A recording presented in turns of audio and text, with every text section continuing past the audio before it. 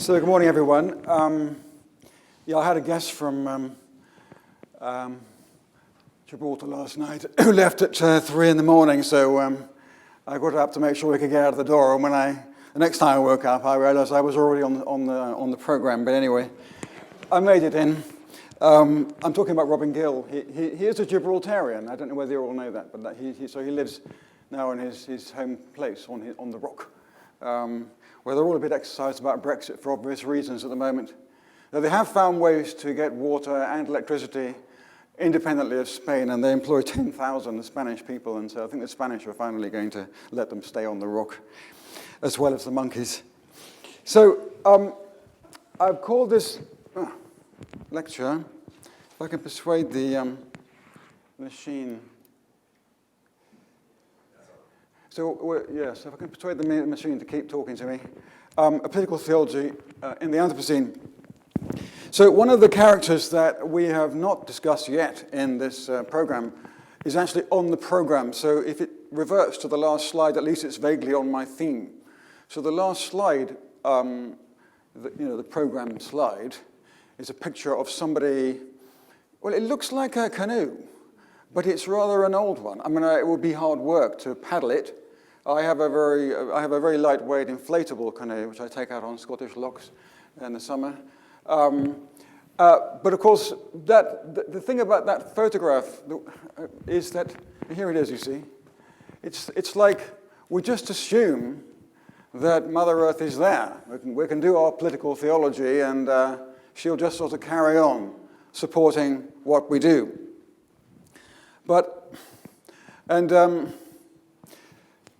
This assumption is increasingly being called into question.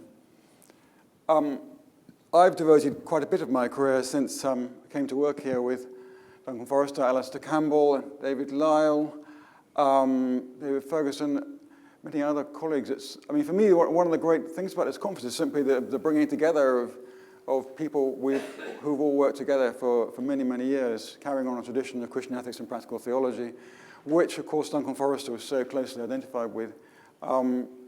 He, of course, warned me not to spend too much time thinking about the earth, because he said this would be a distraction from the main task of practical theology and Christian ethics, which is really, economic justice. And he was quite clear about that, and on more than one occasion he had me in his room, we've got to do something else, and this isn't really what we do here, But then we used to walk a lot together.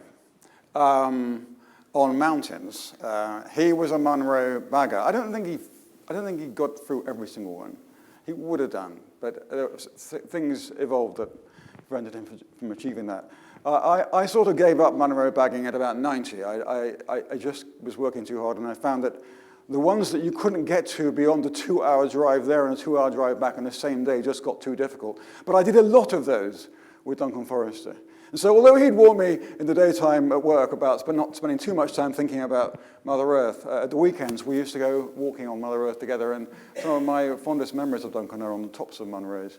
And he would always say when we sat down for lunch, he said, I love natural theology. And the thing is that, he was a Bartian, right, and in some ways. And so he knew very well what he was saying when he said that. And yet, some deep part of him had never entirely embraced the dialectic of the particular form of the dialectic that you have in Karl Barth, which, to resolve some irresolvable tensions in Enlightenment and post-Enlightenment philosophy, essentially drives a dualism into the way we think about earth and heaven. And Duncan ultimately, I think, never embraced that. But but having said that, I'm sure he did. He never quite embraced the way I do it either, but I can live with that. So I called this talk Political Theology in the Anthropocene. How many people in the room have heard this word, the Anthropocene? Hands up. Very good. So, but not everybody. That's very interesting. So there are now 7.2 billion human beings on the planet. And this is a huge number of us. And we are having impacts on the planet at a scale that no other species in the whole history of evolutionary time has ever had before. I mean, yes, there are more beetles on the planet, and arguably they still are more influential than us. And Darwin, of course, famously said, it seems that God loves beetles. But even the beetles are losing right now. I mean, if you wipe out all the environments in which beetles normally do their work, which is old forests mainly, and replace them with oil palm and pesticides, you're going to reduce the ability of beetles to keep life going. So the scale of what we're doing on the planet now as a species has led natural scientists to argue that we're living in a new geological epoch. Geological time, as I often like to remind people, was born in Edinburgh.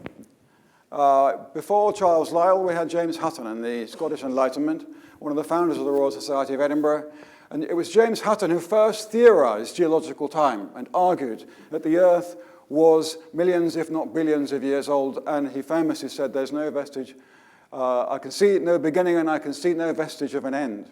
And he ended up in a huge theological argument because in the 18th century, of course, in Scotland, theology was still a powerful public force in public life. And if you said that time was that old, you were saying that Bishop Usher's account of time was inaccurate, and this was anathema. So his ideas were really suppressed, actually. But geological time was born in Edinburgh. And the argument then of the scientists is that we're now living in a new geological epoch, one that Hutton couldn't have imagined.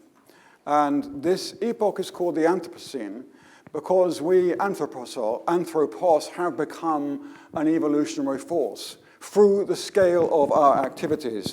And this means that essentially the future of life on planet Earth depends upon our activities, what we do or don't do, and whether we restrain them or not.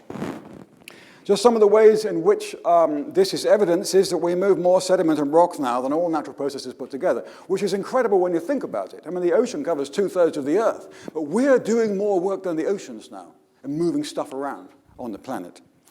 And then 70% of all land areas are now actively managed by human beings. 90% of all fish in the oceans have been harvested since 1950. Long-distance yachtsmen talk about going into the Southern Ocean now, having been there before on their yachts. And they say there's nothing following the boat anymore. There are no dolphins. There are no porpoises. There are hardly any albatrosses. The life has been fished out of the oceans in the last 50 years. It's astonishing and terrible and terrifying. And then, of course, the more common thing that we hear a lot about in the news, land and ocean temperatures are rising. There are a few people arguing about that here in the White House and a few other places. Sea levels are rising. I often remind colleagues from Cambridge University that whenever I go to Cambridge, I always think, how long have they got? So if you look at a map of the Earth, 2 degrees centigrade, New College will still be standing in 100 years' time, and we will not have water out there on the mound. It'll still be a bit nearer the new town. However, I don't know what the University of Cambridge is going to do in 100 years' time, let alone Christ Church College, Oxford. Because if you look at a 2-degree map, and you go back far enough in geological time, those towns will be underwater. And it's very hard to see how the incoming oceans could be prevented. I mean, the Dutch, as you know, are very good at reclaiming land. But the scale of the engineering that would be required to save Oxford and Cambridge universities is absolutely astonishing. Edinburgh, I'm glad to say, we're going to last a bit longer, but anyway. The biodiversity of species is declining. This is, again, well known in scientific circles and increasingly known in other circles. There was a recent study of the number of insects left in Germany. I have a friend who cycled to who has one of these old motorbikes, you know, the ones you sort of sit back on with an enormous perspex screen. He got it in his retirement, and he rolls around the English and Scottish countryside. And he came and stayed with me in my boarder's cottage. And he commented, he said, you know, years ago, for years, Michael, I used to have to quite regularly stop and get the scraper out to get all the insects off my screen. Well, I don't do that anymore. So we call that, the scientists call that the windscreen test. So we've had the windscreen test going on for a while in Britain. But in Germany, they're much more systematic. They believe in rules and science and data, and we're still sort of finding that out, I think, as we try to negotiate with them about leading some small area institutions devoted to the common good called the European Union. And they found that the quantity of insects in Germany in the last 30 years in natural national parks, in nature reserves, not on farmland, but in nature reserves, has declined 80%. This is a holocaust. So the insects are at the bottom of the life chain that we live off. Everything else depends on those insects, except even 70% of the foods we eat are pollinated by insects, by flying insects. So we lose the insects, we lose life ultimately. We are intervening at such a scale now. I mean, the main source of that is nicotinoid pesticides, which the British government seems to love because they've been campaigning for years in Europe not to ban them, even though scientists are now absolutely convinced that it's nicotinoid pesticides because they're expressed through the seed, right through the DNA of the plant until harvesting, and then until we eat them. So the toxin is expressed, and when bees eat that, as pollen, they become disoriented, and they can't find the hive again.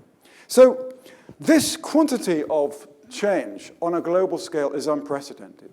And the Earth, Mother Earth, doesn't really know what to do.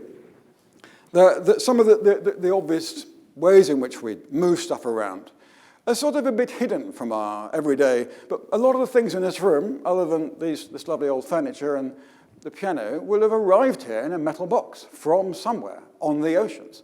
This is Newark, New Jersey, container port. And then, of course, the intervention at the forest levels. The thing that turned me into an environmentalist was seeing this on field trips in Borneo when I was a mission priest in Kuala Lumpur.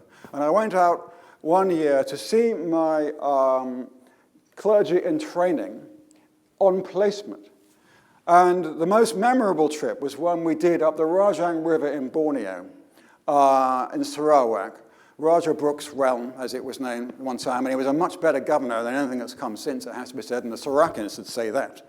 We went up the Rajang River, and we got to a place called Balaga, which was a logging town. And we went and visited longhouses, and we ate wild rice, and we saw hints of the paradise there had once been. And then we met a flying doctor the next day who was coming into the area to fly around and visit outlying communities. And she told us, the thing is that you're not seeing what's really happening because you're not in a helicopter. So what they do, they leave us a band of trees by the rivers so that the visitors don't see them. And you only see the destruction when you go up in the air. Now, 90% of all the old growth forest of Sarawak has gone now.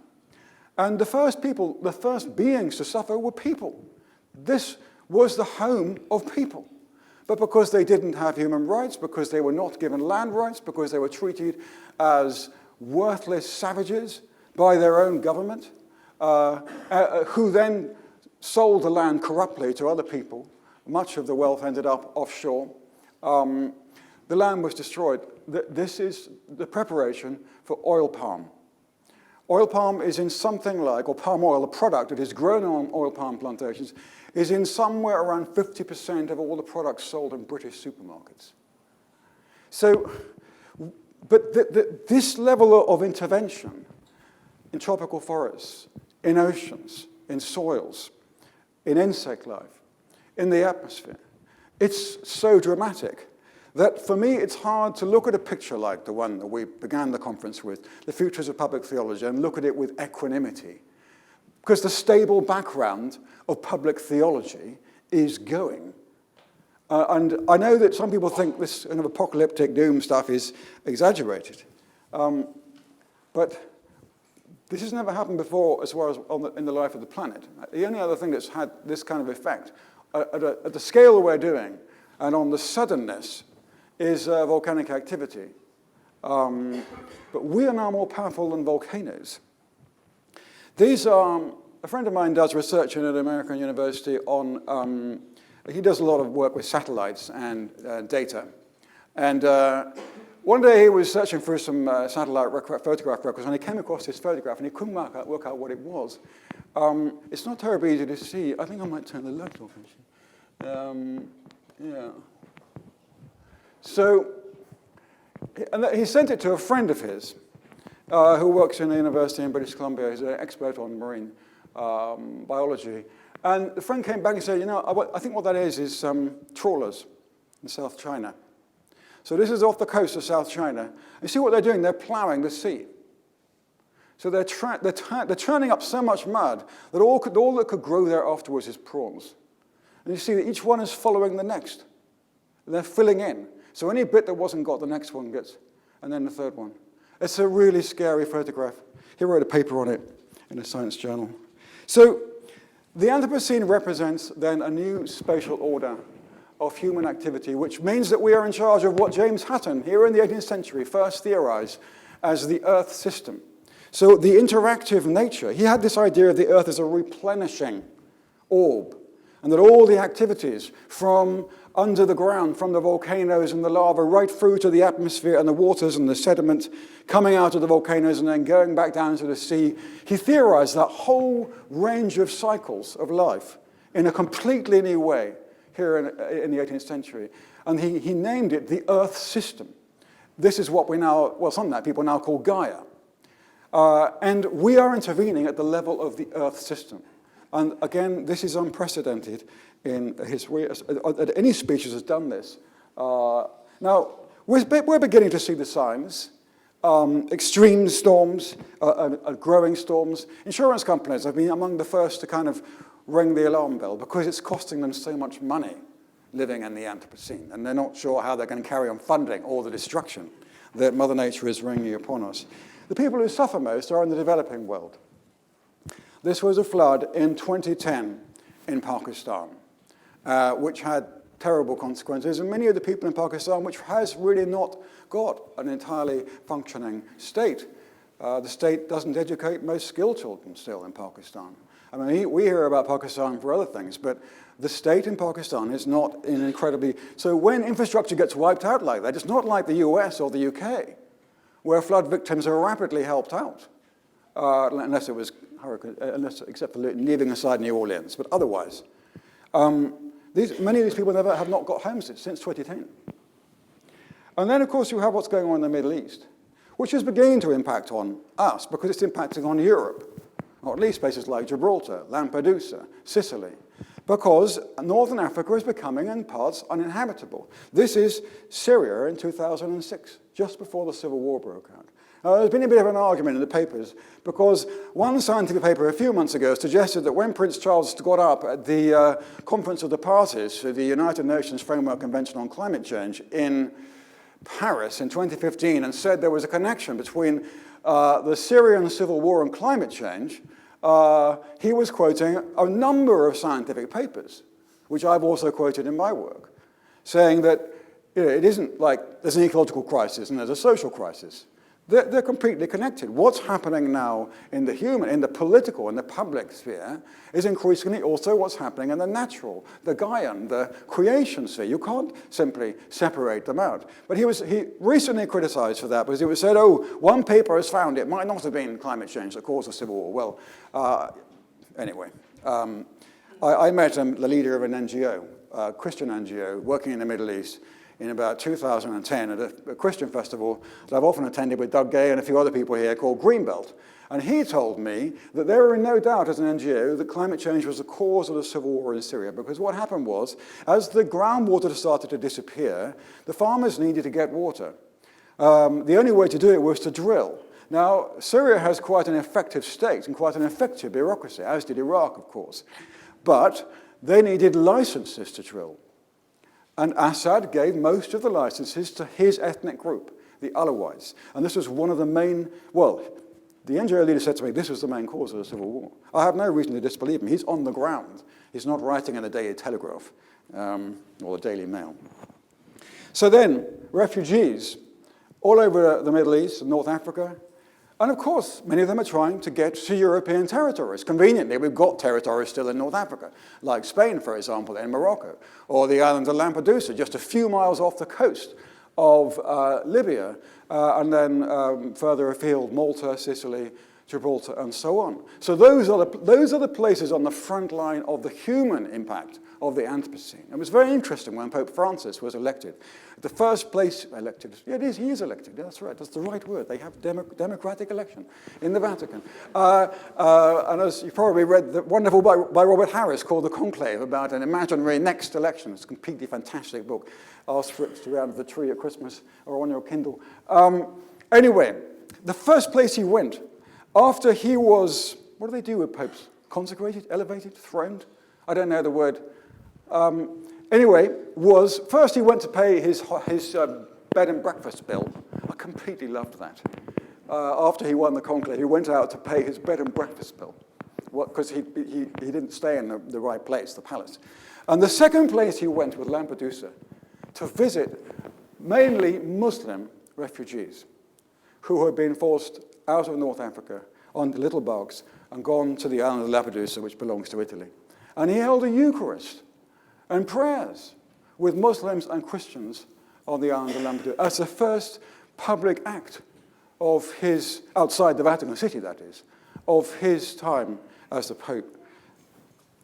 Well, in the Bible, weather is often said to be the agent of God. The famous phrase that I use as the title of one of my books, "The Angel Directs the Storm." And the Hebrews developed then a particular understanding of the relationship between human beings and the planet.